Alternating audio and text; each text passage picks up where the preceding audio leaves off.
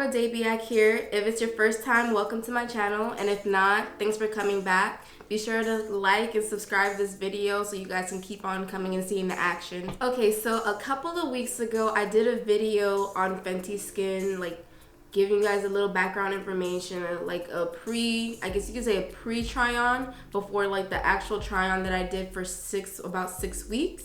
So I just wanted to come back and tell you guys like my experience on it, how I felt about it, the effects on my skin, would I use it again, and things like that. So before I go on and tell you guys about my experience and everything and how the products might have worked for me, first off and foremost, I'm not a skincare guru. I don't know much about skincare, so I can't really give you every single detail. So that's why I'm saying this was, I feel like, a good start, at least for my skincare journey and knowing how to care for my skin, knowing what worked and what didn't, and what I want to move forward with. So with all that being said, I'm gonna go ahead and dissect the products like piece by piece, and then as a whole, how they might have affected my skin. So the first thing first is the cleanser, which is this one that looks like this. I felt like I did like the cleanser at first, but it didn't do anything significant to my face. I feel like, if anything, there were times where I felt like I had to go in for a second wash or third wash, especially when I wore makeup. Like if I know I had like a long day and I use like setting powders and a bunch of setting sprays, I had to go in for a third wash with the cleanser. I also did feel like I would get like little small patches of bumps on my face. I feel like, I'm not sure if that was due specifically to the cleanser or everything in general, because all of these products are fragranced. But for the most part, the cleanser did do its job of cleaning my face. I just would prefer something that's, I guess, less fragranced and less work, I guess. I don't have to put as much work into cleaning my face, like having to wash maybe 2 to 3 times to get all the dirt, oil, or makeup off of my face.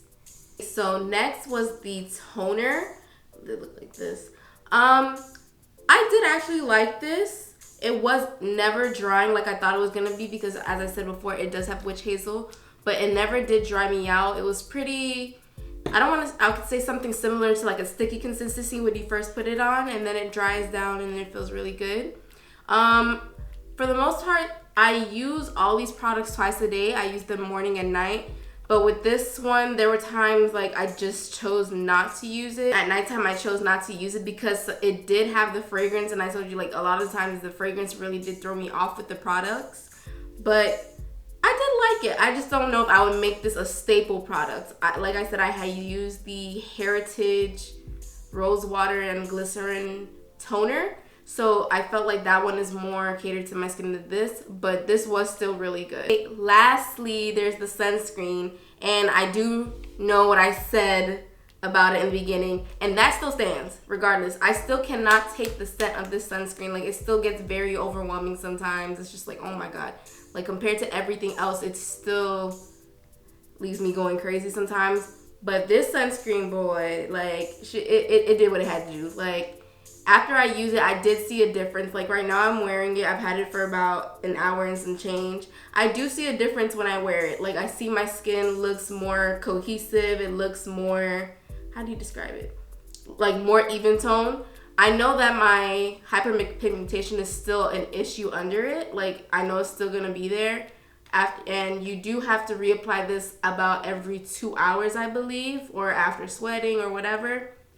So I feel that's standard for all sunscreens. It's just the scent I can't take. I just don't think I can use this for the rest of my life because of the scent. But I love the way I look after like 5 minutes of wearing it. It's just like, oh my god. It's like, it gives like a glow, not a glow, like it doesn't make you shimmer, but like to the point where your face does not look dull. Like your face will not look dull if you use this. So I do like that about it. So with the products, the only thing I'm concerned about is how they will affect me more on a long-term basis. I did use them for 6 weeks, but I still don't think that's enough time for me to judge how well they can use. But I don't think I want to continue using them because I did get like little patches of bumps when I did, and I feel that might be due to the fact that I do have sensitive skin. I'm not really fond of things that have fragrance, and also the fact I'm not sure exactly deep down what is in this product that could react to my skin that it just doesn't like. So that's another thing I wanted to focus on when it comes to my skincare journey, like understanding the ingredients that are in products so I can know what works, what doesn't work, what makes my skin react the way it does. That's going to require me to do a little more research on my part. I did actually think of going to an esthetician to get like more of a professional opinion on what I should do for my skin, what might be good for my skin, like, oh, what chemicals should I stay away from? What ingredients should I stay away from? What would be more hydrating? What would help with my hyperpigmentation and things like that? So hopefully in the near future, I can bring you guys along and tell you how that goes. And even if they tell me like an opinion, like maybe I should use Fenty again, maybe I just wasn't using the way that was intended.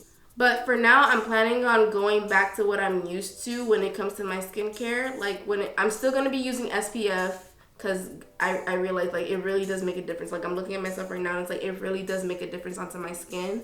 I know it's not going to get rid of the hyperpigmentation that I have like within 6 weeks, but I do have faith in it. The toner, like I said, I liked it, but I do have other ones that I prefer. But I would definitely recommend this to someone else if they ask, if they've never used a toner before. I feel like this might be a good start for them. The cleanser, I might just have to let that go. That one I might just have to let go and use other cleansers I feel like get me, like, that don't strip my face. This one doesn't strip my face, but I know other cleansers that also don't strip my face, but also get me clean within like one wash, you know?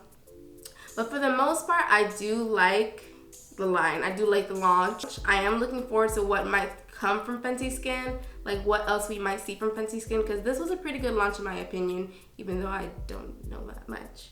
So thank you guys for watching my video. If you did try Fenty Skin yourself, be sure to tell your opinion, what taste you have from it, what did you like, what didn't you like, and if you have any recommendations for someone else who might want to try it.